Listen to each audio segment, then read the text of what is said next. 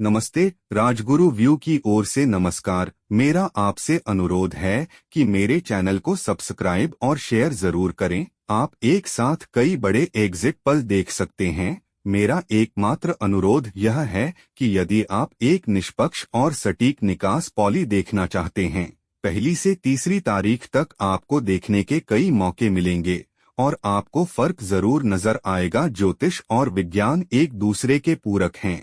वर्तमान में भारत के साथ साथ दुनिया के हर कोने में ज्योतिष की भारी मांग और चलन है। यशस्वी ज्योतिषियों की संख्या भी कम नहीं है। आश्चर्य की बात तो यह है कि चुनावी ज्योतिष को आजमाने की हिम्मत कोई नहीं करता। ये शास्त्र उन विषयों पर आधारित हैं जो शायद ही नए हों। मैं लंबे समय से श्री राजगुरु चुनावी ज्योतिष कार्य का नाम मात्र का छात्र रहा हूँ और आधुनिक विज्ञान पर ज्योतिष शास्त्र स्थापित करने का प्रयास किया है। लंबा रास्ता, लंबी यात्रा, इसलिए हर स्तर पर लोगों को समर्थन, आशीर्वाद और मदद की जरूरत है। यह शोध कार्य है। भ्रम की संभावना अधिक है। समाज के सभी वर्ग के लोगों से अनुरोध है कि यदि कोई गलती हो तो क्षमा करें और इस ग्रंथ को आगे बढ़ाने में आपके विशेष सहयोग की आवश्यकता है। लोकसभा परिणाम 2024 के लिए 1 जून को आपका स्वागत है। अंडमान में हमारी गणना के अनुसार संभावित परिणाम यह है कि भाजपा के 1 सीट जीतने की संभावना है, एनडीए के 1 सीट जीतने की संभावना है और कांग्रेस के 1 भी सीट जीतने की संभावना नहीं है। आंध्र प्रदेश में हमारी गणना के अनुसार संभावित परिणाम यह है कि भाजपा को 4 सीटें, एनडीए को अपने सहयोगियों के साथ 13 सीटें और कांग्रेस को 1 भी सीट नहीं मिलने की संभावना है। असम में हमारी गणना के अनुसार भाजपा को 4 सीटें जीतने की संभावना है, सहयोगियों के साथ एनडीए को 10 सीटें जीतने की संभावना है और कांग्रेस को 2 सीटें जीतने की संभावना है। हमारी गणना के अनुसार बिहार में भाजपा को 16 सीटें, एनडीए को सहयोगियों के साथ 33 सीटें और कांग्रेस को सहयोगियों के साथ 7 सीटें मिलने की संभावना है। छत्तीसगढ़ में हमारी गणना के अनुसार संभावित परिणाम यह है कि बीजेपी को 8 सीटें, एनडीए को 8 सीटें और कांग्रेस को 3 सीटें मिलने की संभावना है। दिल्ली में हमारी गणना के अनुसार संभावित परिणाम यह है कि भाजपा 7 सीटें जीत रही है, एनडीए 7 सीटें जीत रही है और कांग्रेस को कोई सीट नहीं मिल रही है। झारखंड में हमारी गणना के अनुसार संभावित परिणाम यह है कि भाजपा के 11 सीटें जीतने की संभावना है, सहयोगियों के साथ एनडीए के 11 सीटें जीतने की अधिक संभावना है और कांग्रेस के 1 सीट जीतने की अधिक संभावना है। केरल में हमारी गणना के अनुसार संभावित परिणाम यह है कि बीजेपी को 2 सीटें, एनडीए को 3 सीटें और कांग्रेस को 12 सीटें मिलने की संभावना है। कर्नाटक में हमारी गणना के अनुसार संभावित परिणाम यह है कि भाजपा को 19 सीटें, एनडीए को 22 सीटें और कांग्रेस को 6 सीटें मिलने की संभावना है।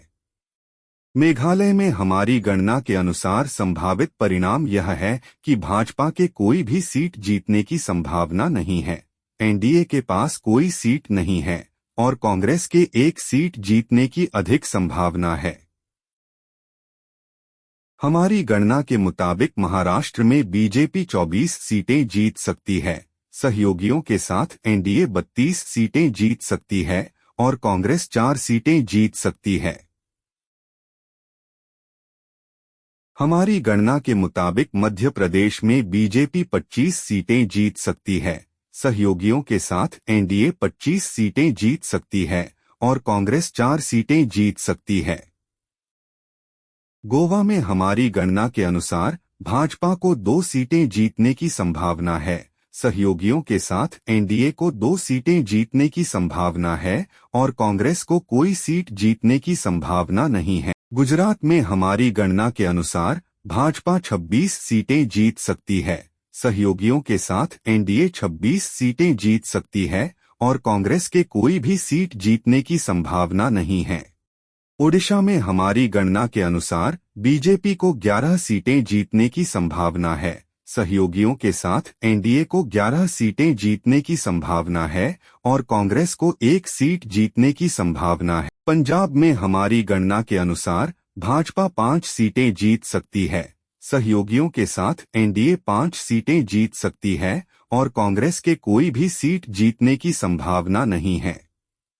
पुडुचेरी में हमारी गणना के अनुसार बीजेपी 1 सीट जीत सकती है।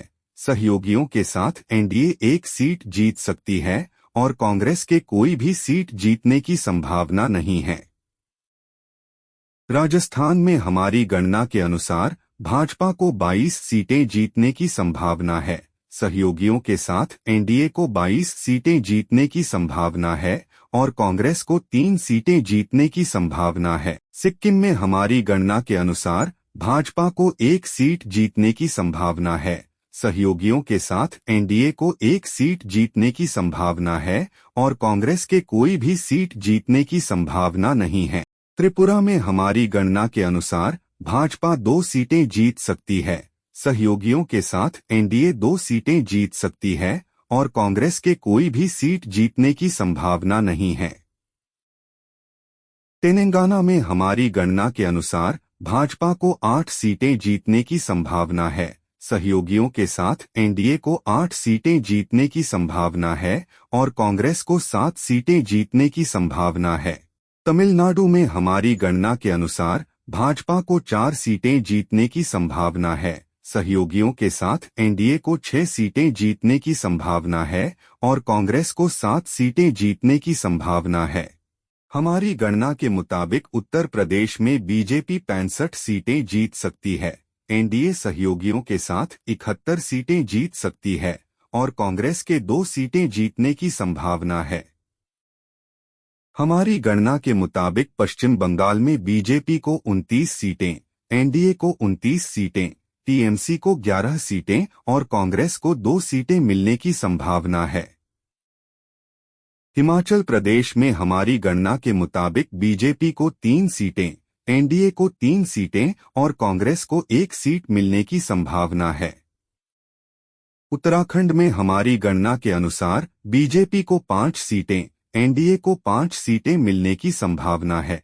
कांग्रेस को कोई सीट नहीं मिलने की संभावना है। हमारी गणना के मुताबिक हरियाणा में बीजेपी को 9 सीटें, एनडीए को 9 सीटें, कांग्रेस को 1 सीट मिलने की संभावना है। केंद्र शासित प्रदेशों में हमारी गणना के अनुसार बीजेपी को 4 सीटें, एनडीए को 4 सीटें, कांग्रेस को 1 सीट मिलने की संभावना है।